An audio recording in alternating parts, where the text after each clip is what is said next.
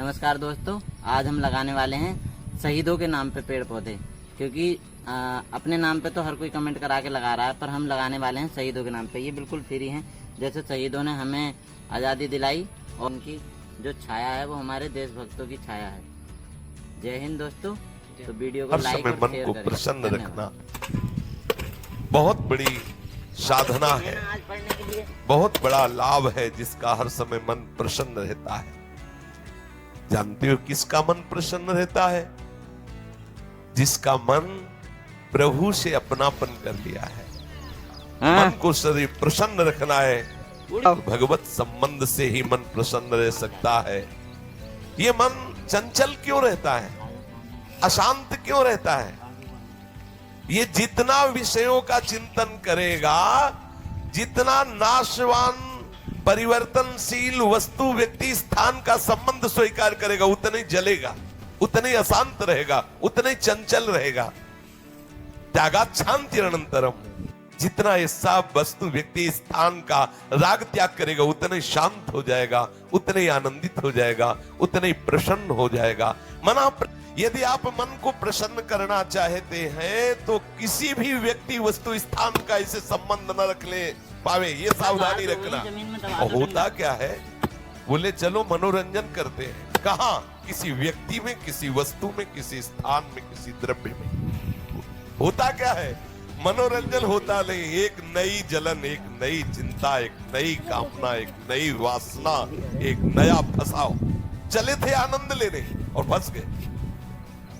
हमारा मन प्रसाद, मन प्रसन्न कब होगा? बहुत ध्यान की बात है। भगवान कह रहे त्यागात् शान्तिरनन्तरम्। यदि आप शांति देना चाहते हो अपने मन को, आनंद देना चाहते हो, प्रसन्नता पाना चाहते हो, तो आप वस्तु व्यक्ति स्थान के संबंध से रहित कर दो अपने मन को। एकमात्र प्रभु के चरणारविंद में आप अपने मन को लगा दो। फिर आप देखें आपका मन सदैव प्रसन्न रहेगा। क्योंकि प्रभु अविनाशी है, वस्तु व्यक्ति स्थान परिवर्तनशील है। वो एक रस प्रसन्न रह नहीं सकता जिसका वस्तु व्यक्ति स्थान से संबंध है, नहीं रह सकता। क्योंकि वो एक रस नहीं है तो मन कैसे एक रस होगा? वो विनाशी है, परिवर्तनशील है, मूल में दुख है, केवल ऊपर से सुखद दिखाई दे रहा है। मन में अशांति, दुख, क्लेश, बंधन का कारण है किसी वस्तु व्यक्ति स्थान से अपनापन कर लेना।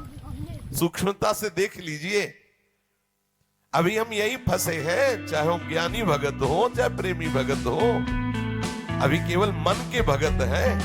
मन को अभी भक्ति के मार्ग में नहीं खड़ा कर पाए। किसी भी वस्तु व्यक्ति स्थान से राग न रह जाना, ये वैरागी का लक्षण है। समस्त वस्तु व्यक्ति स्थान में एकमात्र सच्चिदानंद आराध्य देव को देखना, ये अनुरागी का लक्षण है। हम देखें कि हम ना तो वैरागी है, ना अनुरागी है, हम तो रागी है। हर वस्तु व्यक्ति स्थान से हम सुख भोगना चाहते हैं। देख लो, अगर ऐसा नहीं तो फिर मन जाएगा ही नहीं। जब तक सुख की लालसा नहीं, तब तक मन जाने वाला नहीं। इसको जहां जहां सुख का मिलने का भाव है, वहीं वहीं ये जाता है।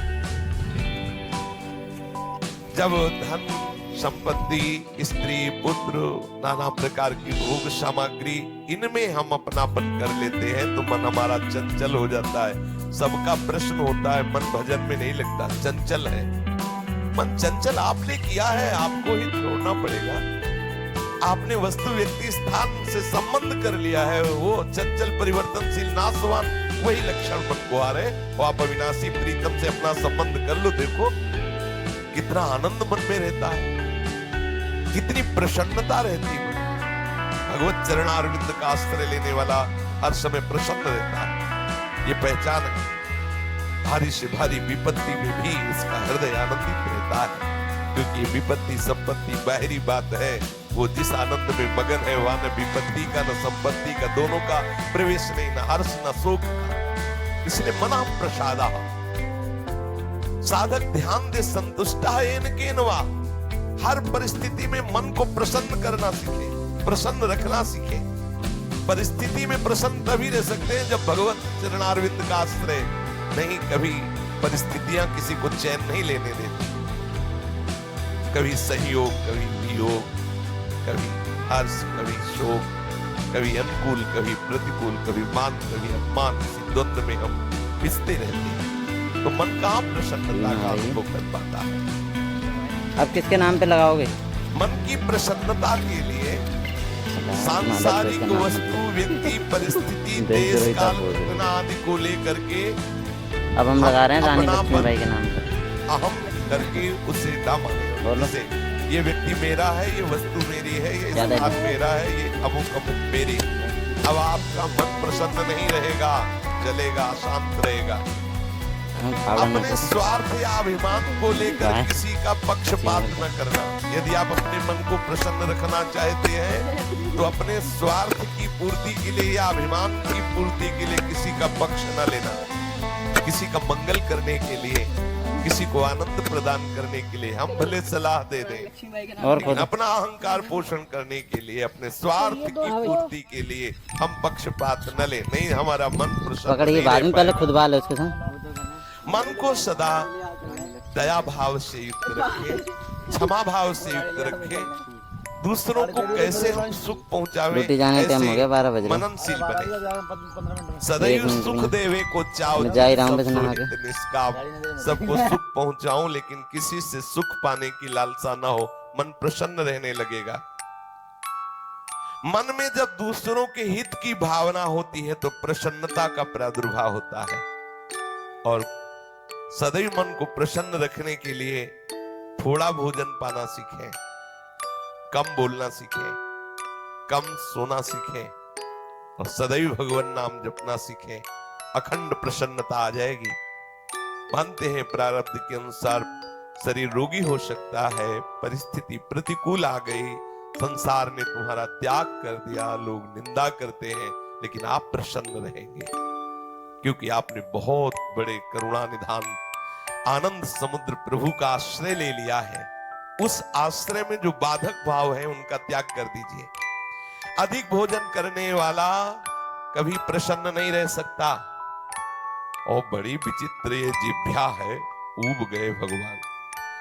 रोज इसे पवाओ लेकिन रोज नए नए पदार्थ, पेट बढ़ता चला जा रहा है, मांस पेशियां बढ़ती चली जा रही, कब्ज बढ़ती चली जा रही है और जिह्वा पांडे जी आगे आ जाओ, बूढ़ी होने जा रही, फिर भी और खाओ और पता नहीं कब तक खाओ। भोजन पर साधन ध्यान दे, नहीं तो आनंद का जो विषय मन की प्रसन्नता है वो आप नहीं धारण कर पाएंगे। बोले हित परमित भोजी, थोड़ा सरल, स्वाद रहित, स्वास्थ्य वर्धक सतोगुणी भोजन पाया जाए। स्वाद रहित भोजन बहुत आवश्यक है। भोजन मार्ग बहुत आवश्यक। ये अधिक मीठा, चटपटा, खट्टा, ये वो उत्तेजना पैदा करता है, कब्ज बनाता है, मन को चंचल करता है। कई तरह के भयानक ऐसे दोष जो हमारे साधना में आते हैं। मिट्टी खोद के डाल दो उनको, थोड़ी देर से वहां से डाल दो, पैर बचा लो।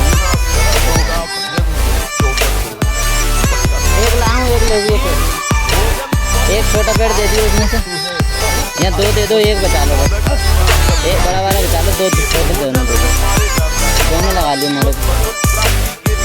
अरे वहीं रख लो, हम निकल जाएंगे।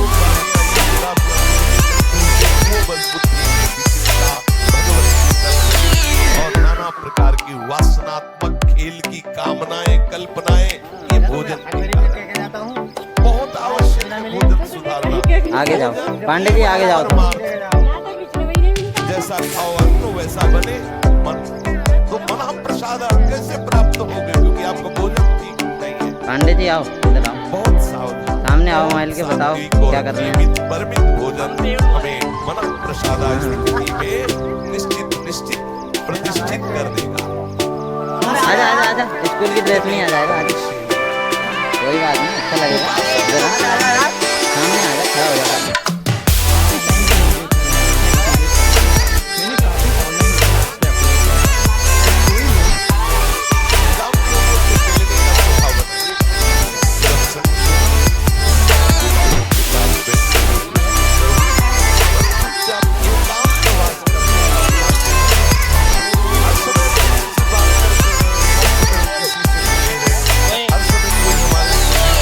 हमारी होता ले है, छोटू, भले वो हमसे बात न बनाइए। करे, लेकिन हमारी खड़ी करता है। अरे, तुम जानो, इसलिए साधक को चाहिए तो एकांत सेवी बनने का स्वभाव बनाए, ज्यादा किसी से बात नहीं करे, किसी से बात करने केसरी लखनऊ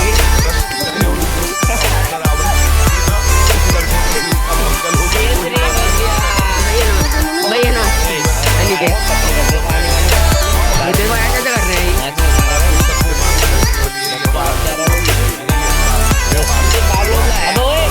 मारेगा तू आगे दोस्त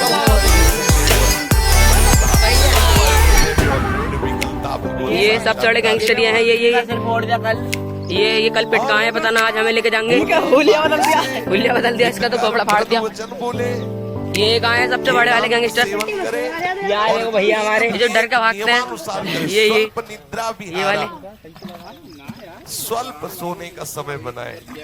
24 घंटे में 5 घंटे बहुत है शयन करना, बहुत है। सही है किसी का रोड में प्लॉट पे तो ना आगा रोड पे तो आ रहा है 6 घंटे तो उनको हाँ तो प्लॉट में जाएगा तो फिर वो प्लॉट वाला करेगा ये 7 घंटे मतलब खत्म। अब इसके आगे 10 ये साल लगेगा 6 घंटे 10 साल हो तुम्हें रहते रहते हो गया कि बहुत श्रम हाँ लगता है। प्लॉट के तो हो गया 7 घंटे मतलब प्रमाण लाइक भी कर रहे हैं फॉलो भी कर रहे 7 के बाद तो परिणाम है, फिर तो कोई बात नहीं। अब आप देख लो मैं कब से यहाँ पे हूँ और कह रहे हैं यहाँ पे थाना मुझे यहाँ 14 साल हो गए ठीक है 5 घंटे पर्याप्त है। और जिनको बहुत शारीरिक श्रम होता है वो 6 घंटे, और कुछ तो ऐसे होते हैं कि हर घंटे में जाओ, हर घंटे में आना। हमारा भी था हाँ, समाधि भाव को निद्रा समाधि स्थिति व्यास भरोसे कुंवर के सोत पाव प्रसाद। सत्संग हो रहा है, थोड़ी ढिलाई हुई बस गए मक्खी बन बनाए चाहे बेटे मजाक बना रहे हो तुम, सिर झुका के बात करो मुझसे एक बात ध्यान रखियो नहीं पड़ता। अब निद्रा समाधि स्थिति आओ समाधि में। स्वामी हरदास जी कहते मली तितला डुलाओ आओ समाधि आगे। तो थोड़ा सावधान, स्वल्प निद्रा विहार और घूमने फिरने का भी एक नियम होना चाहिए। आपकी दिनचर्या एक नियमित होनी चाहिए। यदि आप नियम के अनुसार भोजन, नियम के अनुसार शयन, नियम के अनुसार घूमना और